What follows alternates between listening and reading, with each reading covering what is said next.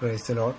അന്യനെ വിധിക്കുന്നതിൽ നീ നിന്നെ തന്നെ കുറ്റം വിധിക്കുന്നു എന്ന വചനം കൊണ്ട് ഉദ്ദേശിക്കുന്നത് എന്ത്? ഇതിനെക്കുറിച്ചുള്ള ഒരു പഠനമാണ് താഴെ കാണിച്ചിരിക്കുന്നത്. റോമർ 2:1-2, മത്തായി 7:1-2, യോഹന്നാൻ 8:1-11 വരെ എന്നീ വചനങ്ങളിൽ ഇക്കാര്യത്തെക്കുറിച്ച് പറഞ്ഞിരിക്കുന്നു.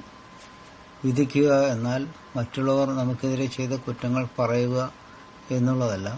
മറ്റുള്ളവർ നമുക്കെതിരെ ചെയ്ത ദോഷങ്ങൾ കൊണ്ടുവന്ന കഷ്ടങ്ങൾ നിരന്തരം പറഞ്ഞുകൊണ്ടിരിക്കുന്നത് നമ്മോട് ദ്രോഹം ചെയ്തവരോട് ക്ഷമിക്കാൻ സാധിക്കുന്നില്ല എന്നാണ് കാണിക്കുന്നത്. മറ്റുള്ളവർ നമ്മോട് ചെയ്ത കുറ്റങ്ങൾ നമുക്ക് ക്ഷമിക്കാൻ സാധിച്ചാൽ നാം മറ്റുള്ളവരോട് ചെയ്ത കുറ്റങ്ങൾ ദൈവം നമ്മോട് ക്ഷമിക്കും. മത്തായി 6:14-15 വാക്യങ്ങളിലാണ് ഇത് പറഞ്ഞിരിക്കുന്നത്. അതൊന്ന് വായിക്കാം. മത്തായി 6:14-15. നിങ്ങൾ മനുഷ്യരോട് അവരുടെ പിഴകളെ ക്ഷമിച്ചാൽ സ്വർഗ്ഗസ്ഥനായ നിങ്ങളുടെ പിതാവ് നിങ്ങളോടും ക്ഷമിക്കും.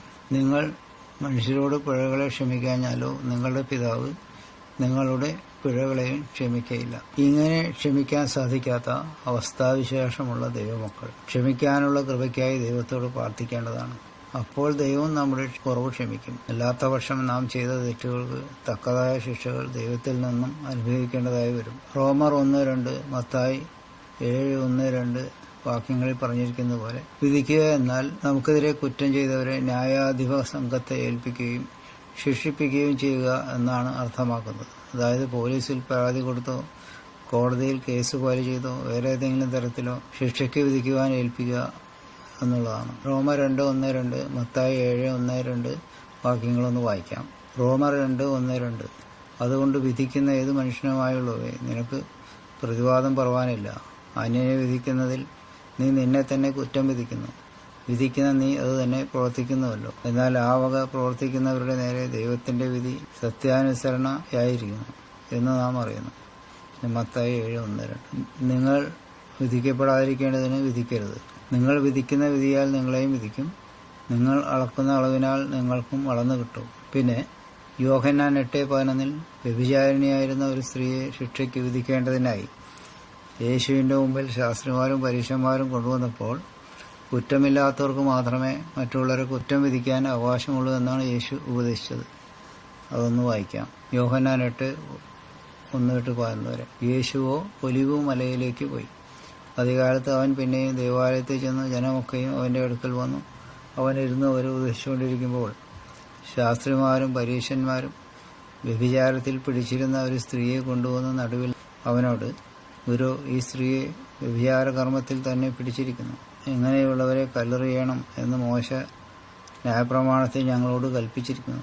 നീ ഇവളെക്കുറിച്ച് എന്തു പറയുന്നു എന്ന് ചോദിച്ചു. ഇത് അവനെ കുറ്റം ചുമത്തുവാൻ സംഗതി കെട്ടേണ്ടതിന് അവനെ പരീക്ഷിച്ച് ചോദിച്ചതായിരുന്നു. യേശുവോ കുനിഞ്ഞു വിരൽ കൊണ്ട് നിലത്ത് എഴുതിക്കൊണ്ടിരുന്നു. ഇവളുടെ പ്രശ്നം എന്താണെന്ന് വെച്ചാൽ ന്യായപ്രമാണപ്രകാരം മോശ ആ സ്ത്രീയെ കൊല്ലണം എന്ന് എഴുതി വെച്ചിട്ടുണ്ട്. അതേസമയം യേശു കല്ലെറിയാൻ കൽപ്പിച്ചു കഴിഞ്ഞാൽ യേശു നിയമം കയ്യിലെടുത്തു എന്ന് പറഞ്ഞ് യേശുവിനെ കുറ്റം ചുമത്തി ന്യായാധിപ സംഘത്തെ ഏൽപ്പിക്കാൻ സാധിക്കും. അപ്പോൾ അതൊരു കുരുട്ട് ചോദ്യമാണ് ചോദിച്ചത്.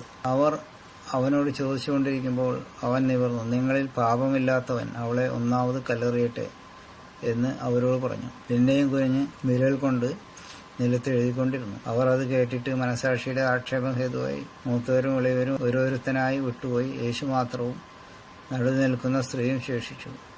യേശു നിവർന്ന് അവളോട്, സ്ത്രീയെ, അവർ എവിടെ? നിനക്ക് ആരും ശിക്ഷ വിധിച്ചില്ലയോ എന്ന് ചോദിച്ചതിന്, ഇല്ല കർത്താവേ എന്ന് അവൾ പറഞ്ഞു. ഞാൻ നിനക്ക് ശിക്ഷ വിധിക്കുന്നില്ല, പോക, ഇനിമേൽ പാപം ചെയ്യരുത് എന്ന് യേശു പറഞ്ഞു. അതായത് കുറ്റമില്ലാത്തവർക്ക് മാത്രമേ കുറ്റം വിധിക്കാൻ അവകാശമുള്ളൂ എന്നാണ് യേശുക്രിസ്തു പറയുന്നത്. യേശുക്രിസ്തു കുറ്റമില്ലാത്ത മനുഷ്യനായിരുന്നു, ദൈവമാണ്. പക്ഷെ എന്നിട്ടും യേശുക്രിസ്തു ശിക്ഷ വിധിച്ചില്ല.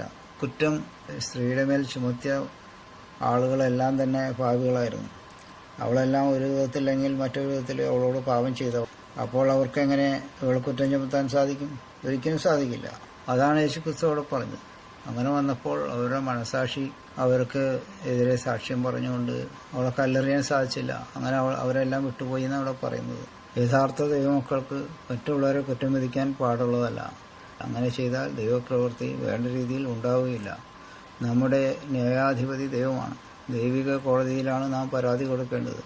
അപ്പോൾ അവിടെ നിന്ന് നമുക്ക് ന്യായം ലഭിക്കും. ചിലപ്പോൾ അല്പം കാലതാമസം ഉണ്ടാകും എന്ന് മാത്രം. ലൂക്കോസ് 18:7-8 അത് പറഞ്ഞിരിക്കുന്നത്. വായിക്കാം. ലൂക്കോസ് 18:7. ദൈവമോ രാപ്പകൽ തന്നോട് നിലവിളിക്കുന്ന തന്റെ വൃതന്മാരുടെ കാര്യത്തിൽ ദീർഘക്ഷമയുള്ളവനായാലും അവരെ പ്രതിക്രിയ നടത്തി രക്ഷിക്കുകയില്ലയോ? വേഗത്തിൽ അവരെ പ്രതിക്രിയ നടത്തി രക്ഷിക്കുമെന്ന് ഞാൻ നിങ്ങളോട് പറയുന്നു. എന്നാൽ മനുഷ്യപുത്രൻ വരുമ്പോൾ അവൻ ഭൂമിയിൽ വിശ്വാസം കണ്ടെത്തുമോ എന്ന് കർത്താവ് പറഞ്ഞു. ദൈവം പ്രവർത്തിക്കുമെന്ന് തന്നെയാണ് ഇവിടെ യേശുക്രിസ്തു പറയുന്നത്. ഇത്രയും പറഞ്ഞ് നിർത്തുകയാണ്.